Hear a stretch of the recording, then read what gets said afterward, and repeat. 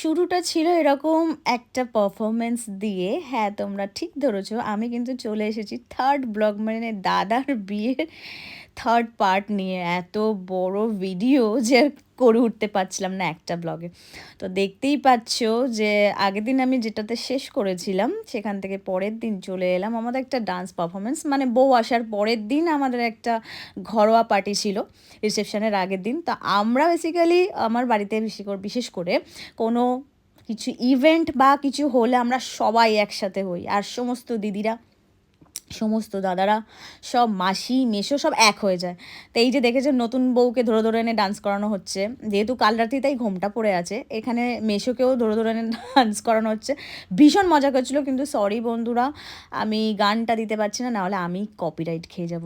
নতুন বউ ভীষণ লজ্জা পাচ্ছে, মানে সুনন্দা, ওর নাম সুনন্দা। আর দাদা ডান্স করার চেষ্টা, আমি কিন্তু ছোট থেকে এই প্রথম দাদাকে নাচতে দেখছি, যাক নিজের বিয়েতে অ্যাটলিস্ট নেচেছে। তো চলে এলাম পরের দিন ভাত কাপড়ের সময়। তো লজ্জা পাচ্ছে আর কি, দুজনেই লজ্জা পাচ্ছে, দেখতেই পাচ্ছ। তো আমি অনেক কিছু শিখিয়ে দিচ্ছিলাম যে কী কী কী কী বলতে হবে। দেখো আমার এক্সপিরিয়েন্স, মানে এরম ভেবো না যে আমার অনেক এক্সপিরিয়েন্স, কিন্তু আমি অনেক ভিডিওতে তো দেখেছি, আর বাড়িতেও অনেক বিয়ে হয়েছে, তাই একটু একটু জানি। তাই আমি বলছিলাম কী কী বলবে, এই জন্য হাসছে মিটমিট করে। যে আমি বলেছিলাম যে সব কিছুর দায়িত্ব কিন্তু নিতে হবে, হ্যাঁ, সেটা কসমেটিক্স হোক, সেটা পায়ের জুতো হোক, শাড়ি হোক, ফেসিয়াল হোক, এভরিথিং। তো দেখতে থাকো কি বলছে দাদা। না পড়বে না, নিচটা নিচটা ধরো দাদা, নিচটা।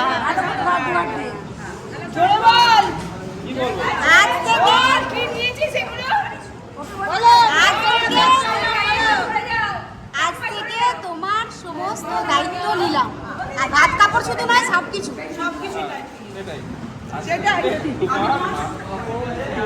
সকল দায়িত্ব বেশি আন্ডা বলে দে।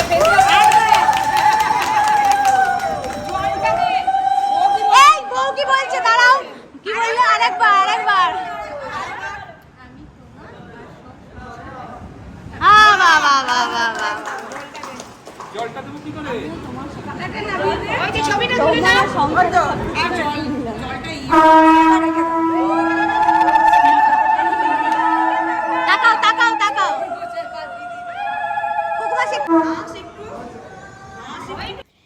এবার চলে এলাম অ্যাকচুয়ালি ভাত কাপড় আর প্লেটটা দেখাতে, সুন্দরভাবে সাজানো একটা খাবার দাবার যেটা বড়বউ খাবে, তাই আমি একটু ক্লোজলি ভালো করে দেখালাম কী কী মেনু ছিল। মেনু তো অনেক কিছু ছিল, আর রাতের মেনু অন্যরকম ছিল। এটা হলো দুপুরবেলা ভাত কাপড়ের মেনু, আর বেশ ভালোই লাগছিলো বেসিক্যালি দেখতে, তাই একটু একটু একটু করে ভিডিও নিয়েছিলাম। আর তারপর এই যে ঘি ভাত দেওয়ার পালা, তো এখন ঘি ভাত দেবে, কারণ যেটা নিয়ম আর কি আমাদের সব বিয়েতেই মোস্টলি হয়ে থাকে। তো আলটিমেটলি ছোটো মামাকে দিয়ে শুরু, মানে শ্বশুরমশাইকে দিয়ে শুরু। আমি একটু একটু করে সবারই ক্লিপিং নিলাম। এটা হলো আমার বড় মামা আর বড় জামাইবাবু, পুরো ফ্যামিলিকে আমি ইন্ট্রোডিউস করাচ্ছি, ঠিক আছে। আর এদিকে চলে এলাম হচ্ছে মেজদা, মানে সেজুমাসির ছেলে, আর এটা হচ্ছে ছোটো জামাইবাবু, দাদা পাশে দাঁড়িয়ে আছে অলরেডি। আর আমি একটু একটু করে ইনস্ট্রাকশন দিচ্ছিলাম কোথায় কোথায় যেতে হবে। তো এবার হচ্ছে এটা হচ্ছে সেজুমাসি, আর এটা হচ্ছে বৌদি, মানে মেজদার বউ। আর তারপর চলে এলাম, কোথায় এলাম এগুলো, আচ্ছা এরা হচ্ছে সবাই বেসিক্যালি পাড়ার লোকজন যারা ইনভাইটেড ছিল। আমার না মানে সুনন্দার এই শাড়িটার কালারটা ভীষণ ভালো লাগছিলো, জানি না, মানে আমার একটু ভালো লাগে পিঙ্কিশ একটা, আর গ্রিন তো আমার অলওয়েজ ফেভারিট। তো পিঙ্কের সাথে গ্রিনের কম্বিনেশনস আমার এত ভালো লাগছিলো শাড়িটা, আমি ওর ভিডিও করছিলাম ঠিকই, কিন্তু আমি তাদের সাথে শাড়িটাও দেখছিলাম।